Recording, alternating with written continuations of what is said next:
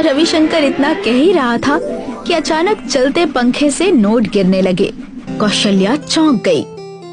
हे भगवान, ये पंखा तो जादू ही निकला। हाँ कौशल्या, मैं भी अपनी आँखों से देख रहा हूँ।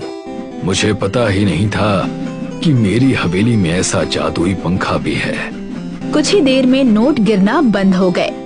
रविशंकर और कौशल्या ने मिलकर पैसों की गिनती की। ये तो पूरे 10 लाख रुपए हैं। इसका मतलब ये पंखा इच्छा पूरी करने वाला पंखा है। मैंने कुर्सी पर बैठते समय 10 लाख रुपए ही मांगे थे और देखो पूरे 10 लाख मिल गए। रविशंकर खुशी खुशी अपनी पत्नी कौशल्या के साथ वहाँ से बाहर चला गया।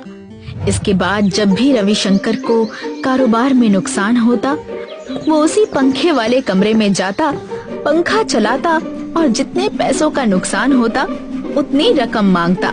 हर बार पंखे से नोट गिरने लगते। समय ऐसे ही बीतता रहा।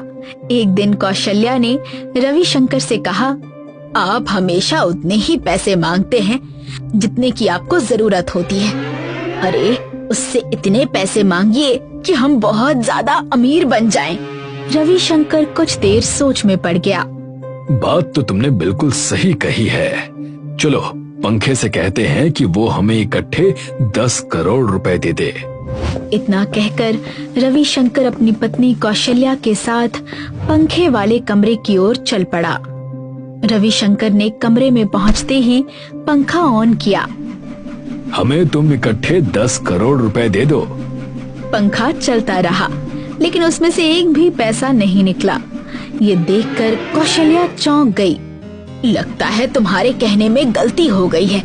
कहीं ऐसा तो नहीं कि तुमने ज्यादा पैसे मांग लिए? रविशंकर झंझला गया। रुको, पहले 1 करोड़ मांग कर देखता हूँ।